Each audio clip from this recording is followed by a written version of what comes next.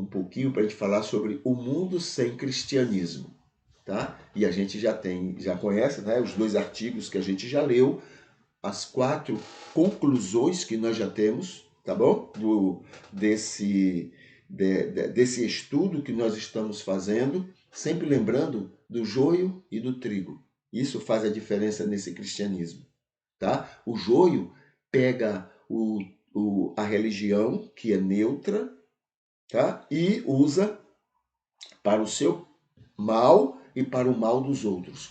E o trigo pega a religião, que é neutra, e usa para o seu bem e para o bem das pessoas ao seu redor. Nós estamos no 3º artigo. Esse 3º artigo é o seguinte: a direita cristã, ou seja, os evangélicos capitalistas dos Estados Unidos e a política daquele país, né, a política externa daquele país. São duas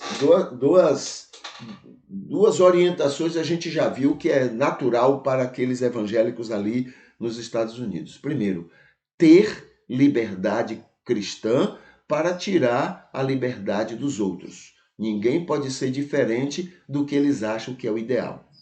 E isso usam o nome de Jesus, tá? Então é tirar a liberdade dos outros. E segundo, o uso e defesa do capitalismo como algo espiritual.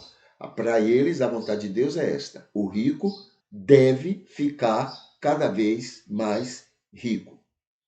E as consequências, claro, que o pobre vai ficar mais pobre, isso pouco importa. Tá bom? Esse é o pensamento do evangélico, na maioria, né? Tem lá gente, claro, que tem bom senso, né? Mas a maioria dos evangélicos pensam ou foram levados a acreditar e a pensar dessa forma, tá? Os teólogos lá não falham, eles são perfeitos nessas coisas. Aqui tem, então, algumas orientações, né? Alguns itens que estão no texto que nós estamos estudando. Então está aqui, o apoio diplomático, isso faz parte do texto que estamos estudando. O apoio diplomático permanente se revela pelos vetos americanos às causas prejudiciais a Tel Aviv, no Conselho de Segurança da ONU.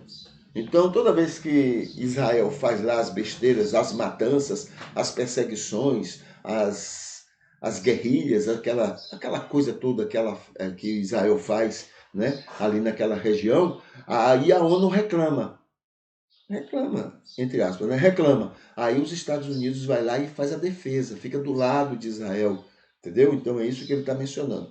Isso não importa o que é que Israel faça, qualquer coisa que ela faça, ali os Estados Unidos vai estar apoiando tranquilamente.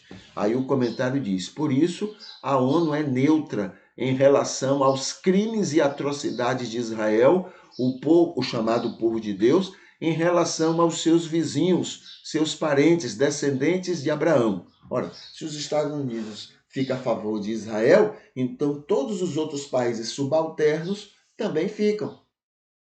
Então, tem gente que antes de votar procura saber o que é que os Estados Unidos vai querer. Entendeu? Há uma situação de submissão assim, a ponto disso.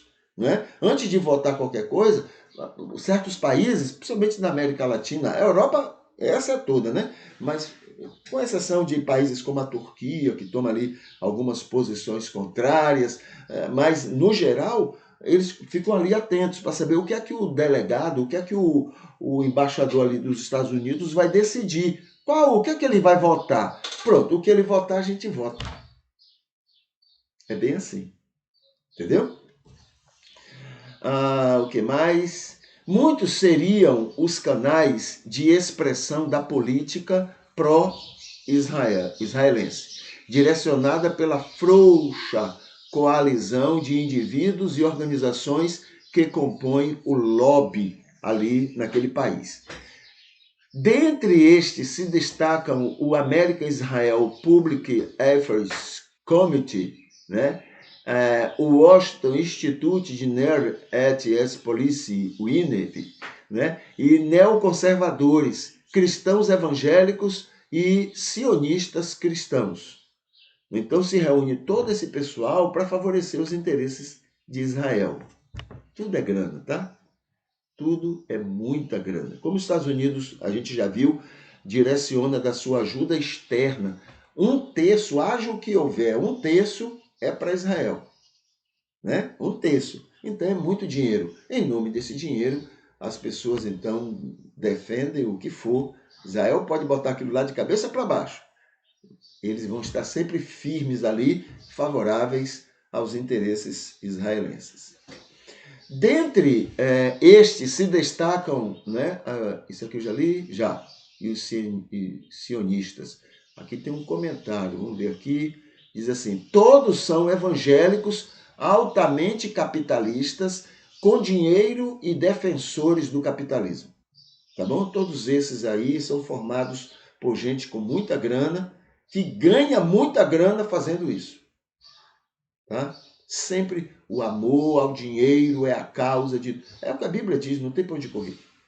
Tá? Não importa quem morra, não importa quem sofra, não importa quem esteja... Não, é o amor ao dinheiro, esse é o principal.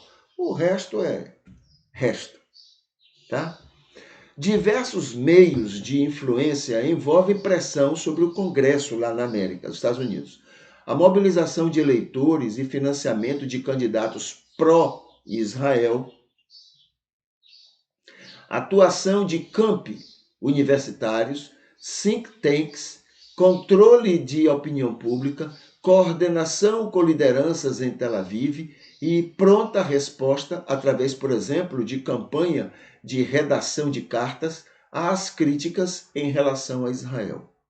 Tá? Então, todo esse trabalho é feito para justificar, apoiar o que Israel fizer naquela região.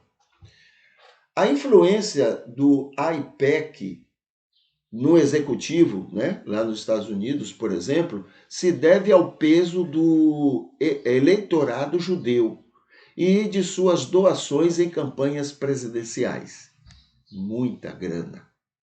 O amor ao dinheiro é a causa de todos os males. O levantamento de fundos, né? O levantamento de fundos da comunidade judaica pode somar 60% do orçamento de ambos os partidos, tanto dos democratas quanto dos republicanos. 60% do dinheiro que eles usam para as campanhas deles, campanhas políticas deles, vem ou de judeus ou de gente ligada ao judaísmo. Todos comprados. Todos. 60% é muita grana, gente. Entendeu? Então essa é a situação dessa maneira como, né, a América trabalha em relação aos interesses internacionais. Tá? E aqui nós estamos vendo, segundo essa pesquisa, não é, como é feito em relação aos países, né, e principalmente em relação a Israel. Tá bom?